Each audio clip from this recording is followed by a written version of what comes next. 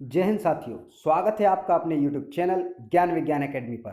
तो दोस्तों, हमने पिछले वीडियो में देखा संविधान सभा और उसकी मांग के बारे में, जिसमें हमने देखा कि संविधान सभा किसे कहते हैं और उसकी मांग किन किन व्यक्तियों द्वारा की गई। साथ ही हमने देखा कैबिनेट मिशन के बारे में। तो दोस्तों, इससे पहले अगर आप हमारे चैनल पर नए आए हैं तो कृपया चैनल को सब्सक्राइब करें, इसके साथ बेल आइकन को दबाकर उसके ऑल नोटिफिकेशन को अनेबल करें, जिससे आने वाली हमारी हर नई वीडियो की अपडेट आपको मिलती रहेगी। तो दोस्तों, अब हम आगे देखेंगे संविधान सभा के गठन के बारे में। तो आइए दोस्तों, शुरुआत करते हैं भारत की राज्य व्यवस्था के अगले टॉपिक संविधान सभा के गठन का। संविधान सभा का गठन।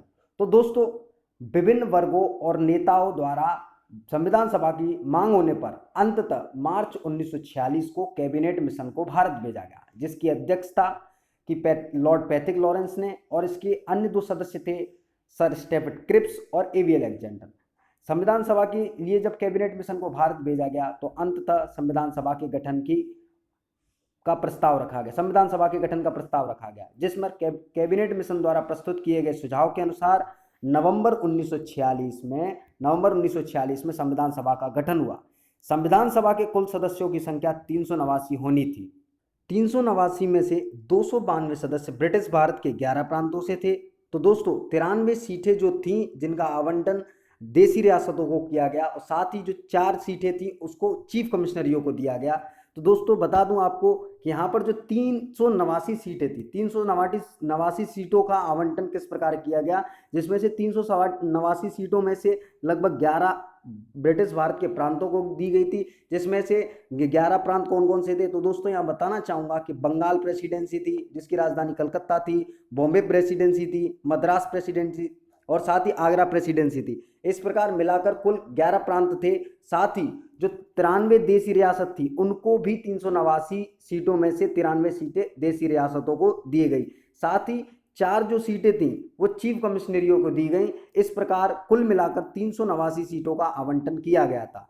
तो दोस्तों, इसी के साथ हम देखेंगे कि किस प्रकार सीटों का आवंटन हुआ था और उसका आधार किस चीज को रखा गया था। यहां पर बताना चाहूंगा दोस्तों कि आजादी के पश्चात भारतीय संविधान सभा के सदस्यों की संख्या 299 ही रह गई। जब हमारा देश आजाद हुआ तब देश की आजादी से पहले हमारी सीटों की संख्या 389 थी, लेकिन जब देश स्वतंत्र हुआ तो देश स्वतंत्र होने के पश्चात हमारे देश की संविधान सभा की जो सीटें थी उसकी संख्या 389 से घटकर 299 हो गई, और साथ ही उसमें से 229 प्रांतों से तथा 70 सीटें देसी रियासतों को आवंटित की गई।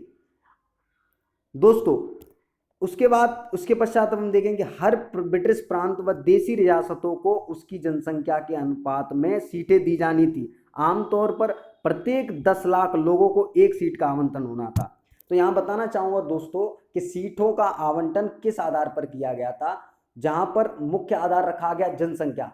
तो 10 लाख की जनसंख्या पर एक सीट का आवंटन निर्धारित किया गया। 10 लाख जनसंख्या के आधार पर एक सीट का आवंटन होगा, इस प्रकार रखा गया।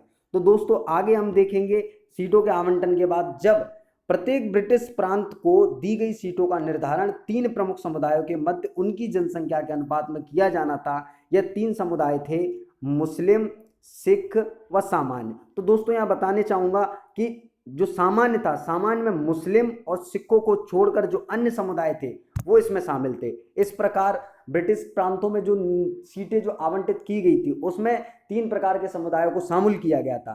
शामिल करने के बाद में जिसमें मुसलमानों को, सिखों को और साथ ही मुसलमान और सिखों को छोड़कर अन्य समुदायों को भी शामिल किया गया था। इसके पश्चात दोस्तों, देसी रियासतों के प्रतिनिधियों का चयन चुनाव द्वारा नहीं बल्कि रियासतों के प्रमुख द्वारा किया गया। तो दोस्तों, यहाँ बताना चाहूंगा जो देसी रियासत थे वहाँ के जो राजा थे, जो शासक थे, वह स्वयं सीटों पर चुनाव लड़कर अपने किसी प्रतिनिधि को वहां पर भेजते थे। साथ ही कुछ एक देसी रियासतों में खुद राजा या वहां के प्रतिनिधि को स्वयं चुनाव लड़ते थे। साथ ही इसमें कई राजा ऐसे थे जिन्होंने खुद का चयन न करके किसी प्रतिनिधि को या किसी सदस्य को अपना प्रतिनिधि करने के लिए भेजा। साथ ही इसके साथ हम आगे देखेंगे, इसके उपरांत जब चुनाव हुआ तो चुनाव के बाद ब्रिटिश भारत के लिए आवंटित 296 सीटों के लिए जुलाई अगस्त 1946 में चुनाव हुआ। दोस्तों यहाँ नोटिस करने वाली बात यह है कि जो 296 सीटें थी उन पर चुनाव हुआ अगस्त और जुलाई में।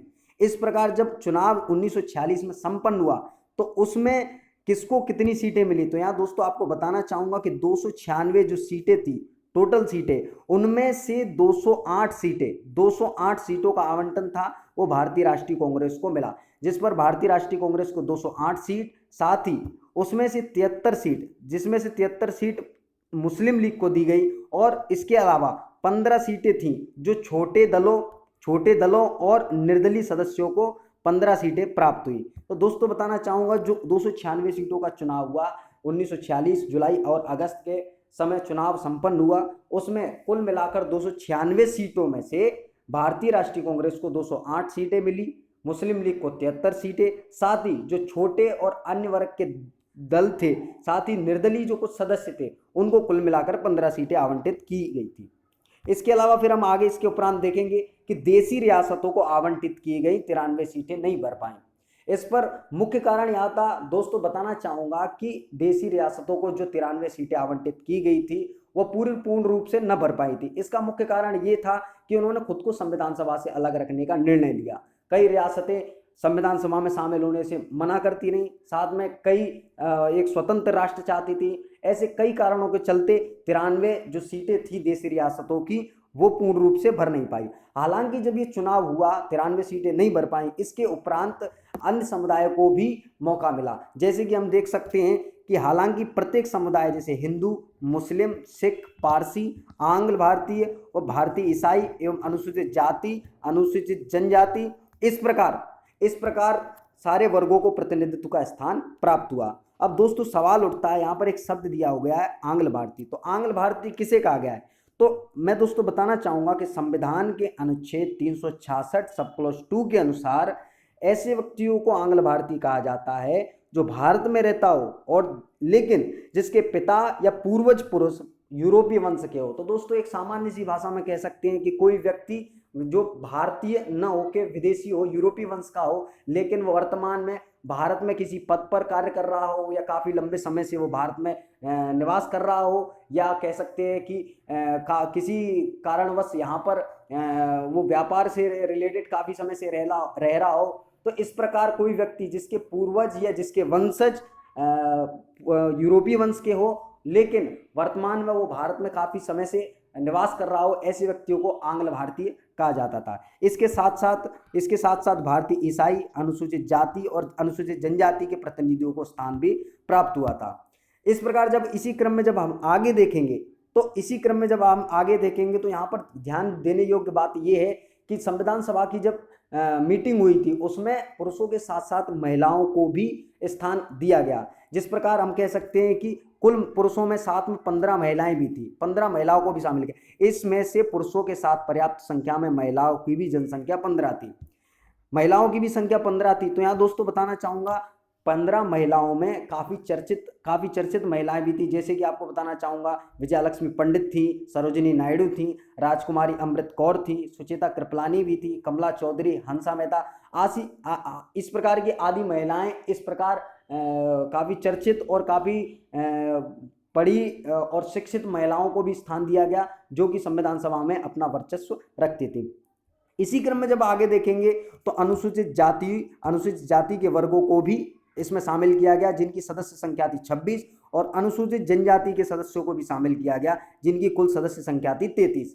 इस प्रकार दोस्तों संविधान सभा का कुल मिलाकर मत तैयार किया गया और इस प्रकार संविधान सभा में अनुसूचित जाति, अनुसूचित जनजाति, महिलाओं को हिंदू, सिख, पारसी, भारतीय ईसाई व आंग्ल भारतीय सभी प्रकार के वर्गों को और समुदाय को समान रूप से सीटें आवंटित की गई और इस प्रकार संविधान सभा को हम निर्माण किया गया। दोस्तों आज हमने संविधान सभा के चुनाव व गठन के बारे में देखा।